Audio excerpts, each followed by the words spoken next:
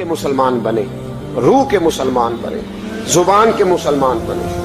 ایک ہندو نے نا کتاب لکھی ہے حضور علیہ الصلوۃ والسلام کے سیرت مبارکہ پر. ہندو نے, وہ ہندو کہتا ہے کہ میں نے نا عجیب منظر دیکھا ہے عرب کے لوگوں کا. ہندوؤں نے نا بڑا خوبصورت میرے محبوب کے بارے میں لکھا ہے. ایک ہندو نے جب حضور کی سیرت پر کتاب لکھی تو کچھ لوگوں نے کچھ اشعار لکھے تو لوگوں نے کہا تو ہندو ہو کے حضور پہ لکھتا ہے, ہندو ہو کے.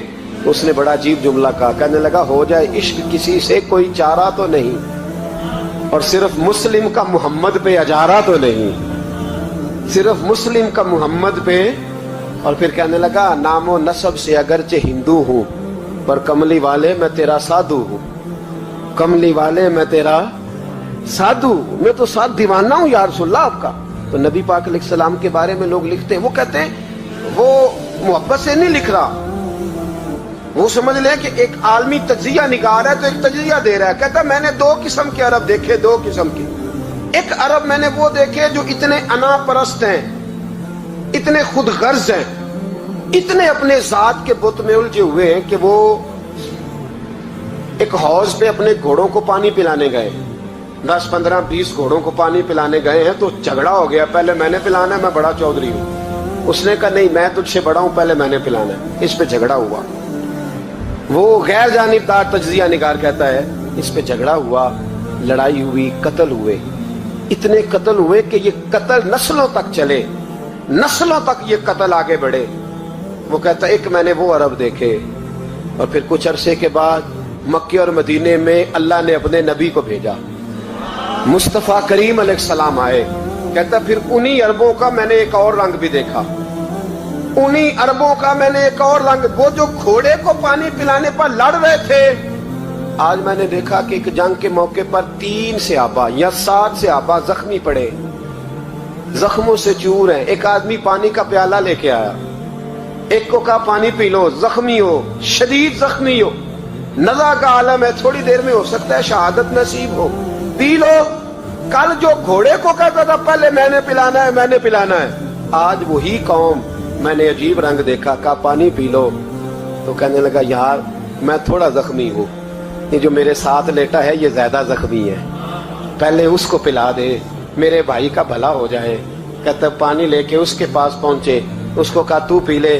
تو وہ کہنے لگا نہیں میں زخمی ضرور ہوں پر جوان ہوں, یہ میرے ساتھ جو صحابی لیٹے ہیں یہ زخمی بھی ہیں بوڑھے بھی ہیں, ان کو پہلے پلا. میں بات کہتے میں تیسرے کے پاس گیا تو اس نے کہا نہیں یار چوتھے کو پلا, وہ زخمی بھی ہے بیمار بھی ہے, اسے زیادہ ضرورت ہے. کہتے چوتھے کے پاس گیا تو وہ تڑپ اٹھا, کہنے لگا 5ویں کو پلا, اس لیے کہ اسے زخم مجھ سے پہلے لگا ہے, اس کا جہاد بھی مجھ سے سخت ہے. کہتے اس کے پاس گیا تو کہنے لگا یار 6 کے پاس چلا جا, اس لیے کہ اس کا وقت مجھے زیادہ قریب لگ رہا ہے. کہتے میں 6 کے پاس گیا تو وہ بول اٹھا, کہنے لگا وہ 5 جس رسول کا کلمہ پڑھتے تھے میں بھی اسی محمد کا ماننے والا ہوں, تو مجھے نہ پلا 7ویں کو پلا. کہتے ہیں اس کے قریب گیا اور میں نے وہ منظر دیکھا کہ وہ کہنے لگا نہیں اگر وہ 6 قربانی دے سکتے ہیں تو میں نے بھی نبی پاک سے تربیت لی ہے, تو پہلے کے پاس جا. کہتے ہیں میں اس کے پاس جا کے کھڑا ہوا تو روح پرواز کر گئی. میں دوسرے کے پاس گیا تو کلمہ پڑھ کے شہادت کا جام پی گیا. میں تیسرے کے پاس گیا تو حوض کوثر تک وہ بھی پہنچ گیا. کہتے ہیں 7 کے 7 وصال کر گئے, پانی میرے ہاتھ میں تھا اور میں اس صحرا میں کھڑے ہو کے سوچ رہا تھا یہ وہ لوگ ہیں جنہوں نے دل کا کلمہ بھی پڑھا ہے, روح کا کلمہ بھی پڑھا ہے. یہ ان کا صرف وجود نہیں جھکتا رب رسول کی بارگاہ میں, جب یہ جھکتے ہیں تو ان کے دل بھی جھکے ہوئے ہوتے ہیں, ان کی روحیں بھی جھکی ہوئی ہوتی. حالات بدل گئے میرے بھائی. ایک زمانہ وہ تھا جب حضرت عمر فاروق کی لونڈی نے کلمہ پڑھا, ہاں حضرت عمر لونڈی نے کلمہ پڑھا تو حضرت عمر نے اسے الٹا لٹکا لیا, درے مارتے. بی بی کہتی عمر مجھے اتنا مارتے کہ مارتے مارتے تھک جاتے, پھر پانی منگاتے, پانی پی کے پھر مارتے. یہ وہی عمر ہے جو کہتے جو کلمہ پڑھے گا گردن کاٹ دوں گا. یہ وہی عمر ہے جو کوئی غریب مسکین قریب نہیں پھٹک سکتا تھا, لونڈی کو دروں سے مارتے. وہی عمر کلمہ پڑھ گئے. اور پہلے تو ایک قبیلے کے سردار تھے نا بھائی, پہلے ایک قبیلے کے سردار تھے, تو उल्टा लटका के मार। चाहिए था ना जब अमीरुल मोमिनीन बनते ज्यादा सख्त हो जाते और इनके अंदर सख्ती आती, और अमीरुल मोमिनीन बन गए। 24 लाख मुरब्बा मील पर हुकूमत, 24 लाख मुरब्बा मील का हुक्मरान, चेहरे पे नकाब पहना। कंजुल उम्माल में रवायत मौजूद, वही उमर जो कल गरीब औरत को दुर्रों से मारते हैं, वही उमर। इनकलाब आ गया, सोच बदल गई, निगाह और दिल मुसलमान हो गए। उमर गुजर रहे हैं, एक घर से बच्चों के रोने की आवाज आई। चेहरे पे नकाब पहने उमर रुक गए। अफला गुलाम साथ था। कहने लगे पता कर, कोई मसला है। दरवाजे पे दस्तक दी। बीबी तेरे बच्चे क्यों रोते हैं? कहने दौड़ जाओ। कौन होते हो? तुम्हें क्यों बताऊं? गरीब हर एक को नई दास्तान बताएं। अभी एक जमात आ गई, मुझे बताओ मैं हल करूंगा। फिर दूसरा आ गया जख्म टटोलने, मुझे बताओ मैं किस किस के सामने जख्म खोले, किस किस को बताएं। बीबी कहने लगी जा दौड़ जा। दर्जनों आते हैं, रोज पूछते हैं, पूछ के तू भी जा। आधी रात को तू कौन है? हजरत उमर मिन्नत करने लगे, कहने लगे बीबी तेरी मेहरबानी बता तेरे बच्चे क्यों रोते हैं। तो औरत तड़प के बोली, कहने लगी तू नहीं जाता तो सुन फिर। मेरे बच्चों की गलती ये है कि ये गरीब भी हैं और यतीम भी हैं। इनकी गलती है कि इनका बाप चला गया है। इनकी गलती ये है मैंने गरीब घरों में परवरिश पाई है। इनकी गलती ये है कि इनका दादा रईस नहीं था। इनकी कोताही ये है कि इनका नाना जागीरदार नहीं था। इनकी गलती ये है कि इनकी माँ जहेज में कुछ लेके नहीं आई। और क्या पूछना है? हजरत उमर कहने लगे बहन माजरा क्या है? कहने लगी बाप इंतकाल कर गया। उमर जब से हुक्मरान बना है इस गांव में कभी उसने फेरा ही नहीं डाला, वो आया ही नहीं। मेरी गरीबनी के बच्चे सारी सारी रात भूख से रोते, वो कभी आया ही नहीं। ये गलती है। पहले तो मैं कुछ ना कुछ इनको खुश्क रोटी खिला देती थी, आज तो घर में कोई शय नहीं। शाम से लेकर पानी और रोड़े हंडिया में डाले हैं, पकाती जाती हूँ। कहा था चलो सो जाएंगे, पर भूख बड़ी जालिम है, नींद भी नहीं आने दे। सब रोग अंदर रोग मोहम्मद जिसका नाम गरीबी कंड वला के लंघ जाते नहीं दोस्त यार करीबी। कब भूख बड़ी जालिम है, पेट भूखा हो तो ये भी नहीं आती। सोचती थी सोच अब तहज्जुद का वक्त है पर सोते नहीं। अब बताओ मैं क्या करूं? उमर तो 24 लाख मुरब्बा मील का हुक्मरान है, इस कच्ची बस्ती में कैसे फेरा डालेगा? हजरत उमर दौड़े गए। 60 साल उम्र, कंधे पे अनाज का थैला रखा, कंधे पे। गुलाम कहते हुजूर मुझे दे दे। फरमाया बता कयामत में भी मेरा बोझ उठाएगा? हजरत उमर लाए। फिर उमर ने उस बीबी के घर में चिराग रोशन किया। फिर बूढ़े उमर कहते मेरी बेटियां थी, मेरी बीवियां थी, मैंने खाना कभी नहीं पकाया था। मैंने उस बीबी से कहा बहन तू बैठ जा, तो बैठ गई। उमर कहते मैंने आग जलाई। आपके गुलाम कहते हैं जब उमर आग में फूंके मारते थे तो उनकी दाढ़ी से धुआं निकलता था। उमर ने आग जलाई। फिर फारूक कहते मैंने कभी रोटी नहीं पकाई थी पर आज मैंने आटा भी गूंदा। 24 लाख मुरब्बा मील का हुक्मरान। और भाई जब तेरा दिल और नजर मुसलमान होती है तो फिर तू झूठे दावे नहीं करता, फिर दीन तेरे लफ्जों में, जुमलों में, तकरीरों में नहीं रहता। हजरत सैयदना उमर फारूक रज़ी अल्लाह ताला अन्हु आटा गूंथते हैं, दाढ़ी सारी आटे से भर गई। फिर उमर फारूक रोटियां पकाते तो हाथ जलते। फिर सालन पकाया, फिर उमर ने दस्तरखान बिछाया। फिर वो छोटे छोटे बच्चों का उमर ने मुंह धुलाया। फिर फारूक आजम रोटी के लुक़्मे उनके मुंह में डालते और रोते, कहते बेटो उमर को पता नहीं चला कि तुम भूखे थे। बेटियों उमर को खबर नहीं थी। उमर से नाराज तो नहीं हो? छोटे छोटे बच्चे कहते हमें तो पता भी नहीं उमर कौन है, आप क्या बात। फिर उनको उमर फारूक ने खिलाया। फिर फारूक आजम शहर में बैठ गए, उनको हंसाते रहे। गुलाम कहते हुजूर अब क्या करते हो? फरमाया जो मेरी वजह से रोए थे उन्हें खुश ना करूं। फिर उस बीबी की तरफ मुतवज्जे हुए, कहने लगे अगर उमर नहीं आया तो आप ही खबर कर देती। बीबी कहने लगी ड्यूटी उमर की है खबर लेने की, मेरी नहीं है कि मैं जाके बताऊं। मैं क्यों बताऊं? हजरत उमर कहने लगे चल उमर को माफ कर दे। कहने लगी उसे क्या माफ करना है, मैं तो दुआ करती हूँ अल्लाह उसे हटा दे और आपको बना दे। मेरी दुआ है कि वो चला जाए आप आ जाएं, पर मैं अगर मैं बन जाऊं तो उमर को माफ कर दोगी? कहा हाँ कर दूंगी। हजरत उमर ने चेहरे से नकाब उतारा, फरमाया बीबी मैं उमर ही हूँ, تو نے دیکھا نہیں تھا یا تیری دعا مقبول ہو گئی. وہ بی بی کہنے لگی آپ کے سامنے اتنی جلی کٹی سنائی. فرمایا بس ایک وعدہ کر, اگر تو نے عمر کو یہاں معاف کر دیا ہے تو وہاں بھی معاف کر دینا.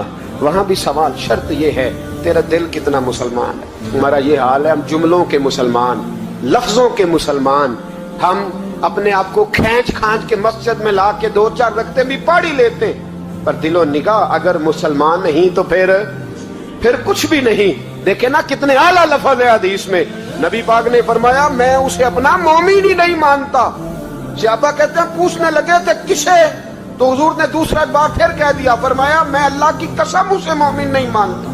تیسرا جملہ پوچھنے لگے تو حضور نے پھر بول دیا, فرمایا میں نہیں مومن مانتا. حضور کسے؟ فرمایا جو خود تو پیٹ بھر کے کھائے اور اس کا پڑوسی بھوکا سو جائے. 3 دفعہ حضور نے کہا میں مومن ہی نہیں مانتا. اتنی مرضی تسبیح پڑھے, اتنا مرضی رب رب کہے. تو میرے بھائی یاد رکھیں, رحمت اللہ علیہ درویش تھے دلی کے, بہت سارے لوگ مرید تھے. ایک بڑا خدمت گزار مرید تھا, مزدوری کرتا تھا, غریب تھا. تو 6 بیٹیاں تھیں اس کی.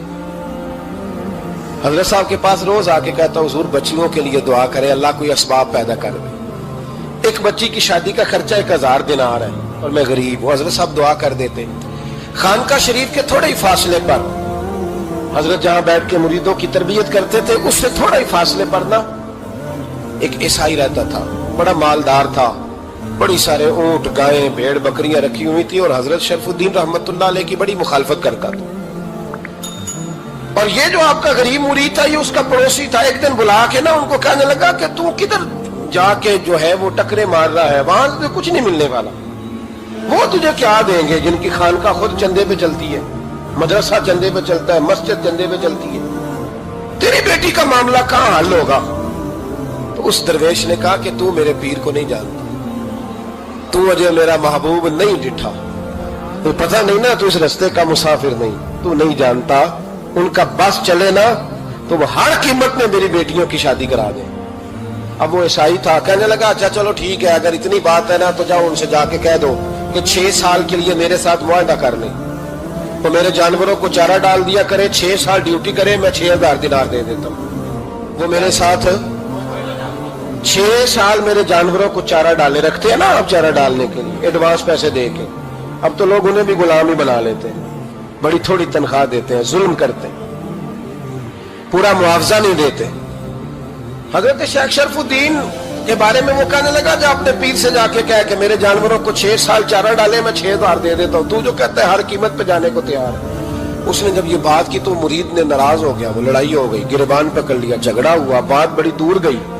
اس طرح کی بات کرتا میرے حضرت کے بارے میں, تیرے جیسے کئی میں وہاں کام پہ رکھا دوں.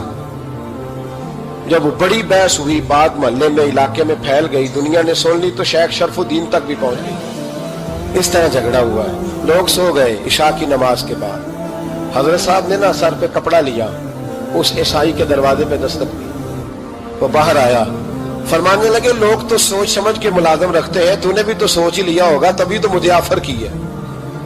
تو اپنی آفر پہ قائم ہے, واقعی مجھے رکھ لے گا اور 6000 دینار دے دے گا؟ کہنے لگا جا بابا کام کر اپنا. فرمایا نہیں, تو نے اتنے لوگوں میں بات کی, اتنی بحث ہوئی, تو قائم ہے؟ کہنے لگا میں تو قائم ہوں, پر آپ نے نہیں قائم رہنا. فرمایا میں سوچ سمجھ کے آیا. اس نے کہا آپ ڈیوٹی کریں گے, بحثوں کو چارہ ڈالیں گے؟ فرمایا ایک شرط, بس جب اذان ہو جائے نا تو مجھے رب کی نماز پڑھنے کی اجازت دے دینا, باقی صبح و شام جو تو کہے گا. اگر اس غریب کی بیٹیاں بیائی جائیں تو مجھے اور کیا چاہیے, اس کی 6 بیٹیوں کا بوجھ ہے اس کے سر پہ, تو مجھے رکھ لے. اللہ اکبر. وہ کہنے لگا چلے پہ میرے ساتھ خط بندگی کر لیں. آج کل ہم اسٹامپ کرتے ہیں, اس زمانے میں خط بندگی ہوتا تھا, غلامی کا خط, قاضی شہر کے پاس. یعنی اس کا خیال تھا کہ چلو اسٹامپ کی بات کروں گا تو بھاگ جائیں گے. فرمایا چل میں تیار ہوں. قاضی تک گئے, طے ہو گیا, 6000 دینار دے دیے. حضرت نے مرید کو بلایا, فرمایا پتر یہ لے جا میری بیٹیوں کو روانہ کر دے. کہنے لگا حضور یہ کیا کر رہے ہو آپ, کچھ سوچیں. فرمایا یار جب تجھے بیٹا بنا لیا تو پھر میری پوتیاں تو لگتی ہیں نا, میرا حق تو بنتا ہے نا, جا کے ڈیوٹی کر, ان کو بیاہ دے. بات پھیل گئی. بادشاہ بھی عقیدت مند تھا, وہ 12000 دینار لے کے پہنچا. کیا بتاؤں ان رب کے بندوں کا دل کیسا ہوتا ہے. کیا درد ہوتا ہے، کیا رنگ۔ 12,000 دینار لے کے بادشاہ آیا اور آگے حضرت کو پیش کیے کہ حضور آپ دیں اس عیسائی کو ڈبل دیں اور جائیں کام کریں۔ آپ فرمانے لگے تو پیسے دے، شرطیں نہ لگا، میرا جہاں دل کرے گا میں خرچ کروں گا، مجھے تو مزہ ہی اب آنے لگا ہے، ابھی تو لطف آ رہا ہے، ابھی تو ذائقہ آیا ہے کچھ کرنے کا، پیسے دینے ہیں تو دے، پابندی نہ لگا، جہاں میرا دل کرے گا میں۔ اس نے کہا حضور ٹھیک ہے رکھ لیں۔ حضرت نے فجر مسجد میں پڑھی، جیب میں 12,000 دینار تھے، اعلان فرمایا بھی کسی اور کی بیٹی بھی بیٹھی ہے تو پیسے میرے پاس ہے۔ وہ 12,000 دینار بھی بانٹ دیا، اور 12,000 دینار بانٹ کے نہ تو پھر چلے گئے کھیت میں چارہ کاٹنے۔ اس عیسائی کو کسی نے بتلایا کہ ان کے پاس تو 12,000 آیا ہے پر تجھ سے جان نہیں چھڑائی انہوں نے، کہ وعدہ یہ ہوا تھا کہ 6 دیں گے تو جائیں گے، جب تک دیں گے نہیں تیرے گھر میں کام کریں گے۔ وہ نہ چارہ کاٹ رہے تھے، حضرت صاحب تو وہاں پہنچ گیا، دور جا کے کھڑا ہو گیا، کہنے لگا بابا پہلے تو میں نے مسلمانوں کے اخلاق سنے تھے، اب تو میں نے دیکھ بھی لیے، پر یہ بتا جب 12,000 آیا تھا جان کیوں نہیں چھڑائی؟ تو حضرت چارہ کاٹتے کاٹتے رو پڑے، فرمانے لگے تو نہیں نہ جانتا یہ بیٹیاں سانجی ہوتی ہیں، پتہ نہیں نا، میرے رسول پاک نے تو حاتم تائی کی بیٹی کے سر پہ کپڑا رکھ کے کہا تھا بیٹیاں برابر ہوتی ہیں، تو یہ نہیں پتا جب اس کی 6 بیٹیوں کی شادی ہوئی ہے میرے اندر روحانیت کتنی بڑی ہے۔ فرمایا پھر 12,000 آیا ہے تو 2-4 بچیاں پھر گئی ہیں، تو یہ نہیں پتا میں اندر سے راضی کتنا ہوں، میں تیری نوکری کرتا رہوں گا، پتہ نہیں اللہ کتنی بیٹیوں کو بیاہ دے گا۔ اتنا رویا وہ عیسائی کے پیروں میں بیٹھ گیا، کہنے لگا بابا میں نے تیری مخالفت کی ہے پر تیرے قریب آ کے پتہ چلا ہے کہ تو بہت اونچے اخلاق کا مالک ہے، اور اگر تیرا یہ مقام ہے تو تجھے اخلاق سکھانے والے محمد عربی کی شان کتنی ہوگی۔ ظالم کی بولیے جاتے نہیں لوگ جھوٹے گواہ بن کے، وکیل صاحب کو نہیں پتا ہوتا کہ یہ بندہ مجرم ہے جو میرے پاس آیا، کیا مجرموں کے وکیل نہیں ہوتے؟ بولے تو اس کو پتہ نہیں ہوتا وکیل صاحب کو کہ یہ صاحب مجرم ہے، میرے پاس مقدمہ لے کے آئے، اور اگر بے ادبی نہ ہو جائے تو میرا خیال ہے قاضی عدالت کو بھی پتہ ہوتا ہے کہ مجرم کون ہے اور مظلوم۔ میرے نبی پاک صلی اللہ علیہ وسلم نے اس قدر زیادہ سختی فرمائی اس مسئلے میں، فرمایا جس کو پتا تھا کہ فلاں آدمی ظالم ہے، ظلم کر رہا، پھر وہ ظالم کا گواہ بنا یا اس نے ظالم کی مدد کی، کتنی کی؟ شارحین لکھتے ہیں چاہے اس نے ایک جملہ بول کے کی، چاہے ایک، سارے بولیے، چاہے ایک غریب کو اس نے ظلم کیا تو کہتے ہیں علاج یہ سی، چاہے ایک جملہ بول کے کی، شارحین اس حدیث کی شرح میں لکھتے ہیں ایک جملہ بول کے چاہے مدد کی، جس بندے نے کسی ظالم کی مدد کی کسی مقدمے میں یا کسی صورت میں اور اسے پتا تھا یہ ظالم ہے، میرے نبی پاک صلی اللہ تعالیٰ علیہ وسلم فرماتے ہیں اگر اس نے مدد کی، ابھی ظالم کی بات نہیں ہو رہی، ظالم کے مددگار کی بات ہو رہی، اگر کسی نے ظالم کی مدد کی تو حضور فرماتے ہیں خدا بھی اس سے بری و ذمہ ہے، رسول بھی اس سے بری و ذمہ ہے۔ سنبھال کے رکھے اپنی نمازیں، قربانیاں، حج، زکوٰۃ سنبھال کے رکھے۔ اگر ظالموں کا مددگار ہے، الیکشن آ لینے دے، آپ کو نظر آ جائے گا کون کون ظالموں کا مددگار ہے، نظر آ جائے گا، اپنی جیب سے لوگ پیسے دے کے ظالموں کی مدد کریں گے، ان کے فلیکس چھپوائیں گے، بورڈ لگوائیں گے، جیبوں سے پیسے دیں گے۔ ہم نے خود آگ لگائی ہے چمن میں اپنے، بے سبب گردشی ایام کو الزام نہ دو، ہم نے خود نور کا ظلمت سے کیا ہے سودا، کر کے توہین سحر شام کو الزام نہ دو۔ ظالموں کے مددگار میدان میں آ گئے، یہ چھوٹا لفظ نہیں، میرے حبیب پاک صلی اللہ علیہ وسلم نے فرمایا جو ظالم کا مددگار ہے سن لے جو سجن کے ساتھ کچہری جاتا ہے، وہ یاد رکھے جو دوست کا گواہ بنتا ہے، وہ یاد رکھے جو کہتا ہے میں مانگی گیا تھا، مجھے بلایا گیا تھا قبضہ چھڑانے کے لیے کسی غریب بیوہ کی جائیداد پہ، وہ سن لے تو مدد کر کے نہیں آیا، تو خدا کے ذمے سے نکل گیا ہے۔ رسول پاک نے فرمایا تیرا میرا تعلق ختم ہو گیا، تو ظالم کا مددگار ہو گیا، پھر تو کہتا میں بے چین ہوں، میں بے قرار ہوں، میں آزمائش کا شکار ہوں، پلٹ کے دیکھ تو صحیح تیرا گناہ کتنا بڑا ہے۔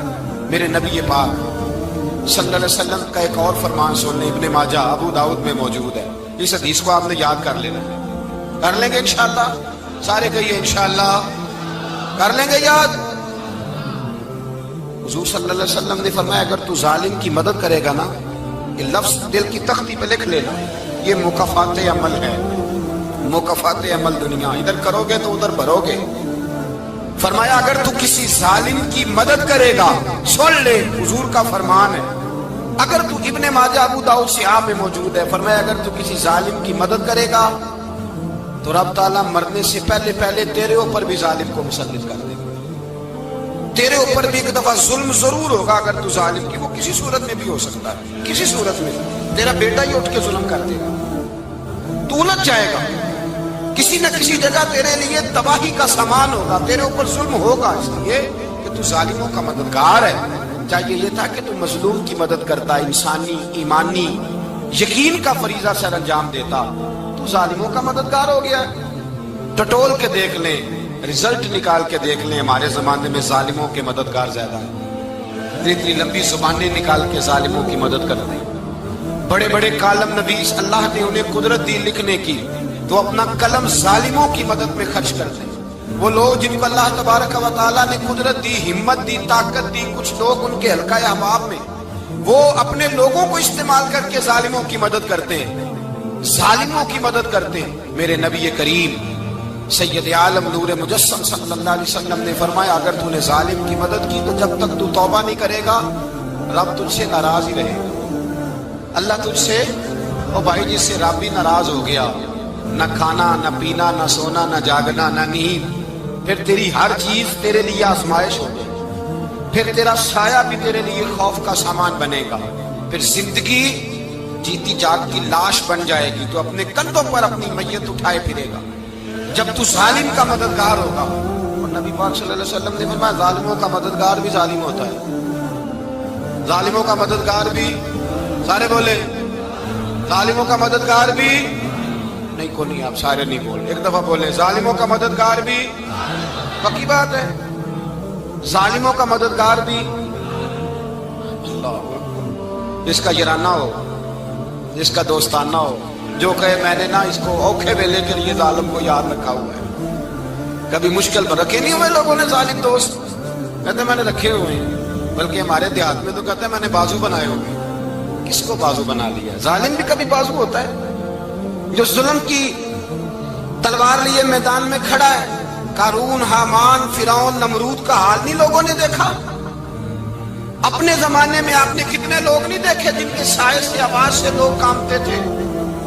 پھر پولیس کی گاڑیوں میں وہ اس طرح مردہ پڑے کہ دنیا نے تماشا دیکھا ان کا، یہ رنگ ہم نے دیکھے نہیں اپنے آنکھوں سے۔ فرمایا ظالم کا مددگار بھی، جو کار میں بٹھا کے لے کے گیا وہ بھی ظالم، جس نے چائے پلائی وہ بھی، جس شخص نے کھانا کھلایا وہ بھی، جو کچہری تک ساتھ گیا وہ بھی، جس نے فلیکس کے نیچے، بڑے شرابی کے نیچے چھوٹی اپنی فوٹو لگائی وہ بھی، جو ووٹ کی پرچی ڈالنے گیا وہ بھی۔ کہہ دینا باہر نکل کے کہ حضرت صاحب نے سیاسی تقریر کی ہے، کہہ دینا، پر بات تو سچی ہے نا۔ خو کرے ہم تو سے تھوڑا سا گلا بھی سن لے، خو کرے ہم تو سے تھوڑا سا بھی گلا۔ امام مالک کے پاس ایک بندہ آیا، اس نے کہا حضور میں درزی ہوں، ایک ظالم بادشاہ مجھ سے کپڑے سلواتا ہے، میں تو ظالموں کا مددگار نہیں نا۔ ایک ظالم بادشاہ مجھ سے، حضور میں تو مددگار نہیں نا ظالموں کا، جو فرمایا ظالموں کا مددگار بھی ظالم ہوتا ہے، تو کپڑے لے کے آتا ہے میں سی کے دے دیتا ہوں، ذمہ داری نہیں سمجھی۔ یہ ایک آدمی دکاندار ہے، اس سے کوئی بندہ چیز خریدنے آئے گا تو تھوڑی کہے گا میں نے نہیں دینی، تو دے گا۔ کوئی بندہ اگر کسی شخص سے کوئی کام کہتا ہے جو اس کی فیلڈ ہے، اس کا شعبہ ہے، اس کا معاش کا وہ سلسلہ ہے، کہتے ہیں یا رسول اللہ صلی اللہ علیہ وسلم ظالموں کا مددگار بھی ظالم، حضور نے فرما دیا۔ تو امام مالک سے بندے نے مسئلہ پوچھا، دل کی تختی پہ لکھنے والی باتیں ہیں، کہا حضور میں درزی ہوں، ظالم کپڑے سلواتے ہیں، میں تو مددگار نہیں نا۔ امام صاحب کہنے لگے نہیں، مددگار تو وہ ہوگا جو تجھے سوئی دھاگا فراہم کرے گا، تو پورے کپڑے سی کے دیتا ہے، تو خود بہت بڑا ظالم ہے، تو پورے سوٹ سی کے دیتا ہے، تو بہت بڑا ظالم خود ہے۔ مددگار تو وہ ہوگا جو تجھے دھاگا دے گا، جو تجھے بٹن دے گا، جو تجھے نلکی دے گا۔ جو ظالم سے اتنی نفرت ظلم کر کے بنتا ہے، یہاں تو ہمارے زمانے میں ہیرو بن جاتے ہیں لوگ، ظالم ہیرو ہے، لوگ اس سے ڈرتے پھرتے ہیں، گھومتے پھرتے ہیں، اور بہت سارے کم مزاج لوگ اس کے پیچھے ہاتھ باندھ کے پھرتے ہیں۔ ظالموں کی مدد کرنا، ظالموں کے ساتھ رہنا، یہ ظلم ہے، ظلم، یہ زیادتی ہے۔ میرے نبی پاک صلی اللہ تعالی علیہ وآلہ وسلم نے ارشاد فرمایا یاد رکھو رب فرماتا ہے میں مظلوم کی مدد ضرور کروں گا، چاہے جلدی کروں چاہے دیر سے کروں، میں مظلوم کی مدد۔ حضور صلی اللہ علیہ وسلم نے فرمایا ہے، حضرت معاذ بن جبل کہتے ہیں حضور نے مجھے یمن کا گورنر بنایا، جب میں جانے لگا نا تو حضور نے بڑی نصیحت دیکھی، بخاری میں موجود ہے، فرماتے ہیں جب میں پلٹنے لگا تو میرے رسول نے فرمایا معاذ ایک منٹ ٹھہر جا، ایک بات میری یاد رکھنا، اس کو نہ بھولنا۔ کہا حضور کیا؟ فرمایا دیکھنا کسی پہ ظلم نہ کر بیٹھنا، کہیں تجھ سے زیادتی نہ ہو جائے۔ محبوبہ پھر حضور نے فرمایا سن میرے معاذ، میں تجھے گورنر بنا رہا ہوں، زیادتی نہ کر بیٹھنا۔ یا رسول اللہ صلی اللہ علیہ وسلم کیا ہوتا ہے؟ تو میرے کریم نے فرمایا جب مظلوم دعا کے لیے ہاتھ اٹھاتا ہے تو عرش کا مالک کہتا ہے فرشتوں پیچھے ہٹ جاؤ، عرش کا مالک کہتا ہے فرشتوں پیچھے ہٹ جاؤ، دروازے کھول دو۔ فرمایا مظلوم اور رب کے درمیان شے حائل کوئی نہیں ہو۔ ملا رومی رحمۃ اللہ علیہ فرماتے ایک دن نا شیر نے، کہتے شیر نے ایک دن نا ریچھ کو ساتھ لے لیا اور ساتھ لے لیا لومڑی کو، اس نے کہا اور شکار کرنے چلے، چلو جی، شیر کی مہربانی ذات لے لیا ہے، حالانکہ اس کو کسی کی مدد کی ضرورت ہے، وہ تو بادشاہ ہے، بادشاہ سلامت نے ساتھ لے لیا، شکار کیا 3 چیزوں کا، ایک شکار کیا خرگوش، ایک ہرن، ایک گائے۔ اب وہ شکار کر کے واپس آئے تو جو ریچھ تھا نا ذرا اکڑ اکڑ کے چلنے لگا کہ بادشاہ کے ساتھ میں بھی تھا، یعنی شکار میں میرا بھی حصہ، اور شیر بھی سمجھ گیا بات کو کہ اس کا دماغ خراب ہو رہا ہے، حالانکہ میں نے تو ویسے ہی ساتھ لیا۔ وہ ریچھ صاحب بھی نا تگڑے ہو گئے، انہوں نے کہا اوہو میں ساتھ ہی تھا کہ اب بادشاہ نے تو ویسے ساتھ لیا تھا کہ چلو 2-4 آدمی مل کے تو وہ پیر بارش شاہ صاحب رحمۃ اللہ تعالی علیہ سے کسی نے کہا کہ آپ کے جو شیخ ہیں آپ کے مرشد ہیں آپ کو بلا کے مشورے لیتے ہیں کام لیتے ہیں تو آپ تو بڑے خوش نصیب ہیں، تو انہوں نے کہا ہیر ہس بولے تے وہ دی مہربانی ورنہ رانجے تے لاڈ ہی لڑاو لے لے۔ انہوں نے کہا ٹھیک ہے اگر اس نے مہربانی کر دی ہے تو اس میں میرا نہیں، ان کی نظر شفقت ہے، ہیر ہس بولے تے وہ دی مہربانی، انہوں نے مہربانی فرمائی ہے تو بڑی کرم نوازی ہے، ورنہ من آنم کے من دانم جو میں ہوں اس کا مجھے پتا تو ہے ہی نا، تو میں اس میں اپنے آپ کو اتنا بڑا نہیں سمجھ۔ اس نے نا شیر نے بھانپ لیا، اس نے کہا کہ اس کے ذہن کے اندر بات آ رہی ہے کہ شاید میں کو بلا ہوں، تبھی تو مجھے اسپیشل بادشاہ نے کہا کہ چاہے میرے ساتھ شکار کرنے میں ہے کوئی میرے اندر بات۔ اللہ اکبر۔ اس نے نا آ گئے بیٹھ گئے، تو اس نے کہا اس سے بادشاہ نے کہ کیا کرنا ہے، اب شکار تو ہو گیا ہے، تو اس کے اندر تو سودا سمایا ہوا تھا نا، اس نے کہا جی کرنا کیا ہے، بانٹ کے کھانا چاہیے، بانٹ کے کھانا چاہیے۔ اس کو بڑا غصہ آیا، اس نے کہا اچھا تو مجھے کمزور سمجھتا ہے، میں جو چاہتا تھا کر سکتا تھا، میں نے تو عذرائے محبت تجھے عزت دی ساتھ لے لی یار، تو بن کے ہی بیٹھ گیا ہے۔ اس نے کہا اچھا بانٹ کے کھانا چاہیے، کہا بالکل، کہا چلو بانٹو، پھر کیسے بانٹنا ہے؟ ہرن کا اور بکرے کا گوشت ایک جیسا ہوتا ہے، بلکہ ہرن کا زیادہ مہنگا ہوتا ہے، لذیذ ہوتا ہے۔ اب اس نے تقسیم کیسی کی دی، اس نے چلاکی کرنی چاہیے، کہنے لگا جی تقسیم سیدھی سی ہے، آپ بڑے ہیں، گائے آپ کی، 3 جانوروں کا شکار ہوا نا، گائے، ہرن اور خرگوش، کہنے لگا آپ بڑے ہیں، گائے آپ کی، میں درمیانہ ہوں تو ہرن میرا، اور لومڑی چھوٹی ہے تو خرگوش ہے لومڑی کا۔ اس نے کہا تیرا بھلا ہو جائے، کیسی تم نے تقسیم کی ہے؟ اس نے مارا پنجا اور ریچھ کو بھی مار دیا۔ اس نے کہا تو عجیب آدمی ہے بھائی، تجھے تو ذرا موقع دیا ہے تو نے ہاتھ ہی وہاں ڈال لیا ہے جہاں بالکل تیرا بنتا ہی نہیں تھا۔ اللہ اکبر۔ اس نے کہا اچھا مر گیا، اب لومڑی بھی سنبھل کے بیٹھ گئی، لومڑی ذرا تیز ہے، چلاک ہے، تو ملا رومی علیہ رحمہ کہتے ہیں، اور شیر کہنے لگا لومڑی سے چل تو تقسیم کر، تو تقسیم کر کیا کرنا چاہیے؟ تو کہنے لگی بادشاہ سلامت تقسیم بڑی سادی سی ہے، سویرے ناشتہ خرگوش کا کرے، دوپہر کو آپ جب کھانا کھانے لگے تو ہرن تناول فرمائے، اور شام کو ذرا آپ زیادہ کھاتے ہیں تو آپ گائے کھائیں، یہی تقسیم ہے۔ بڑا راضی ہوا شیر۔ اس نے کہا تو نے یہ تقسیم بڑی اچھی کی ہے، یہ کہاں سے سیکھی ہے؟ کہنے لگی ریچھ کی موت سے سیکھی ہے، ابھی مرا ہے میرے سامنے، اس کی موت سے میں نے سیکھی ہے، اس لیے کہ اگر یہ تقسیم نہ کی تو مر میں بھی جاؤں گی۔ बात तो तफन्नो की है, ज़राफत की है, लेकिन मुल्ला रूमी क्या फरमाते हैं? वो फरमाते हैं दूसरों की मौत से ही सीख जा। हजरत उमर का विसाल हुआ, कब्र पे मिट्टी डाली जा रही थी, हजरत अबू दरदा ने ना यूं मिट्टी पकड़ी हुई है, तो एक एक चुल्लू करके मिट्टी डालते हैं ना, पहले 3-3 चुल्लू डालते हैं कि चलो हमारा भी इस नेकी में हिस्सा हो जाए। तो मिट्टी डालने के लिए ना मिट्टी पकड़ी हुई थी, तवज्जो है आपकी मेरी बात पर? तो उस मिट्टी को लेकर के जा रहे थे हजरत अबू दरदा, मिट्टी लेके जाते हजरत सैयदना अबू दरदा हजरत उमर की कब्र पर डालने के लिए, यूं पकड़ी हाथ में, मिट्टी डालने का इरादा करते तो वापस आ जाते, फिर जाते तो वापस आ जाते, फिर जाते। लोगों ने कहा अबू दरदा डालते क्यों नहीं? तो आंखों में आंसू आ गए, रो पड़े, कहने लगे इज्जत के इसको है गिरां पे मिट्टी डाल दूं, वकार के इस बादशाह पे मिट्टी डाल दूं? फरमाने लगे शहनशाह किरदार पर इस पर मिट्टी डाल दूं? और फिर वो मिट्टी पकड़ी और अपने सर पे डाल ली। फरमाने लगे उमर तू मिट्टी के काबिल नहीं, मिट्टी के काबिल तो मैं हूं, मैं था जिस पर मिट्टी पड़नी चाहिए थी। और आप फरमाने लगे लोगों सुन लो, अगर उमर जैसे तकवे के बादशाह भी रब ने इस जमीन से उठा लिए तो हम भी बचेंगे नहीं, हमने भी अल्लाह की बारगाह में जाना है। अगर इतने इतने पाकबाज लोग अगर नेकी ही दुनिया में रहने का सबब होती तो ये पाक लोग हमेशा दुनिया में रहते। फरमाया अगर ये चले गए तो चले, हमने भी जाना है।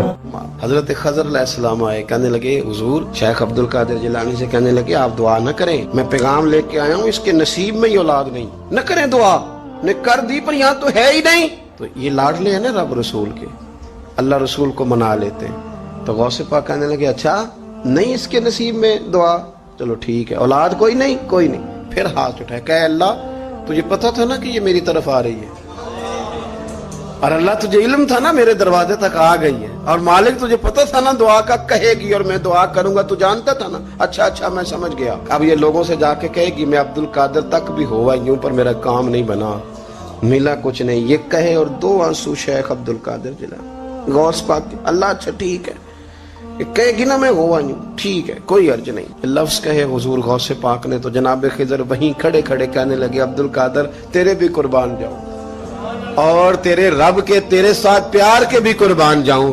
रब फरमाता है बोलिए कितने बेटे चाहिए बीबी को, आप कीजिए बात। तो गौस पाक फरमाने लगे चूंकि मेरे घर आई है तो रब से फरमाए 7 बेटे तो अता कर देना।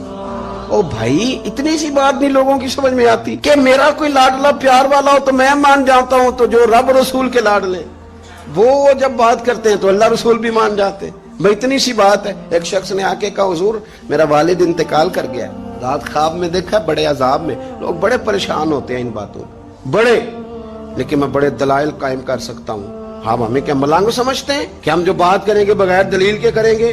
बैठ के लोग कहानियां सुना रहे हैं कि जनाब गौस पाक ऐसे कर सकते थे, ये कैसे हो सकता है। तो जो कहानी तुम सुना रही हो तो काफिर भी सुना रहा है। वो कहता है अगर तुम्हारा रब सारा कुछ कर सकता है माज़अल्लाह तो फिर उसे कहो फलाना काम करे। इसका क्या जवाब है तुम्हारे पास? बड़ी बड़ी अजीब लोग कहानियां करते हैं और शर्म नहीं आती अल्लाह वालों के बारे में, इतनी कच्ची और गलीज जुबान इस्तेमाल करते हैं। और मुझे कहने वालों पर इतना शिकवा नहीं जितना सुनने वालों में शिकवा। ऐसे लोगों को सुनते हो जो तौहीन करते हैं रब करीम के बंदों की। सुनो हुजूर गौसे पाक से आके कहा हुजूर मैंने रात ख्वाब में अपने वालिद को देखा अजाब में, मैं बड़ी तकलीफ में हूं, मेरे अब्बा के लिए दुआ कर दें। तो गौसे आजम फरमाने लगे वो यहां कभी आया था, बैठा था। हदीस है सही बुखारी में सही मुस्लिम में कि जिक्र वालों की मजलिस में बैठने वाला बदबख्त नहीं रहता, अल्लाह उसे सईद बख्त कर दिया करता है। ये हदीस है बुखारी मुस्लिम में हदीस। अब तुम हदीस मानने से भी इनकार करोगे? जो अल्लाह वालों की महफिल में आए बदबख्त हो तो रब सईद बख्त कर देता है, बुखारी मुस्लिम है। जो जिक्र वालों के साथ बैठे तो रहमत उसे घेर लेती है। उसने कहा हुजूर मेरे वालिद आए हैं आपकी महफिल में। तो गौस पाक ने बुझा लिया मुझल्ला, कहा मालिक तेरे महबूब का फरमान है ना कि जो जिक्र की महफिल में बैठे उन्हें रहमत घेर लेती है, उन पर सकीना नाजिल होता है। वो बदबख्त हो तो सईद बख्त हो जाते हैं। तो अल्लाह फिर बंदा नमाजी करना, वो हमारे साथ बैठा करते थे। मेहरबानी फरमाना, करम नवाजी फरमा। वो शख्स कहता है मैं रात को जाके सोया तो ख्वाब में अब्बा मिले, जन्नत का लिबास पहना हुआ है। और मेरे वालिद कहने लगे पुत्र सारे काम छोड़ देना, अब्दुल कादिर जिलानी का दरवाजा ना छोड़ना, खबरदार गौस पाक का दरवाजा न छोड़ना, हमें मलंग ना समझो। آپ کیا سمجھتے ہیں کہ ہم ایسے کو ملنگ تلنگ لوگ ہیں جس کے مرضی پیچھے لگ جائیں گے؟ ہم تو بڑے سیانے لوگ ہیں، ہم تو بڑی جلدی کسی بندے کو تسلیم ہی نہیں کرتے۔ ہر بندہ اپنے ابا کا نام اپنے نام کے ساتھ لگاتا ہے۔ ہم نے زندگی قادری لکھ کے گزار دی ہے ساری۔ آپ کیا سمجھتے ہیں کچے پکے لوگ ہیں؟ اور صرف یہاں نہیں، وصیت لکھ کے رکھی ہے، مریں گے بھی تو قبر پہ پہلے لفظ قادری لکھنا، اس لیے کہ خدا کے فضل سے ہم پر ہے سایہ غوث اعظم کا، اور ہمیں دونوں جہاں میں ہے سہارا۔ اور بڑی تحقیق کے ساتھ اور بڑی ریسرچ کے ساتھ اور بڑے سیانے بن کے، لیکن جس دن کا مان لیا ہے پھر بالکل ہی مان لیا ہے، پھر بالکل ہی مان لیا۔ آپ یقین کریں مجھے مزہ آتا ہے جب مجھے کوئی کہتا ہے قادری صاحب، بڑا مزہ آتا ہے، بڑا سرور آتا ہے۔ کوئی میرے نام سے نہیں نہ پکارتا، اس کا بنا کے پکارتا ہے، کوئی اس کا بنا کے پکارتا ہے، کوئی اس کا کہہ کے پکارتا ہے تو ذرا چسکا آتا ہے، یعنی اس میں سرور آتا ہے، اس میں ذرا کیف آتا ہے۔ حضور غوث پاک آپ کی نسبت بڑی شان والی ہے، آپ کا مقام بڑا۔ حضرت مولانا جمیل الرحمن قادری اعلیٰ حضرت کے مرید ہیں، وہ فرمایا کرتے تھے خدا کے فضل سے ہم پر ہے سایہ غوث، ہمیں دونوں جہاں میں ہے سہارا۔ اور قادری کہتے ہیں غوث پاک سے پیار کرنے والے کو، جو بھی پیار کرے وہی قادری ہے۔ تو خدا کے فضل سے ہم پر ہے سایہ، ہمیں دونوں جہاں میں ہے سہارا، خدا دے گا منادی حشر میں یہ قادریوں کو، کہاں ہے قادری کر لے نظارہ غوث اعظم، کہاں ہے قادری کر لے نظارہ۔ اور پھر فرماتے ہیں جمیل قادری 100 جان سے ہو قربان مرشد پر، اپنے شیخ کی بات کرتے ہیں۔ جمیل قادری 100 جان سے ہو قربان مرشد پر، بنایا جس نے مجھ جیسے کو بندہ غوث اعظم کا۔ یہ غوث اعظم واحد صوفیاء کی جماعت میں امام ہستی ہیں کہ کوئی کسی بھی سلسلے سے تعلق رکھے، وہ نقش بندی ہے، وہ چشتی ہے، وہ سہروردی ہے، آج آپ کو سارے 11ویں دیتے نظر آئیں گے۔ اس لیے کہ غوث اعظم رضی اللہ تعالیٰ عنہ کے فیض جب برسا ہے تو می بن کے ہی برسا ہے، اور ہر جگہ ہی برسا ہے، ہر جگہ ہی برسا ہے۔ تو بجائے اس کے کہ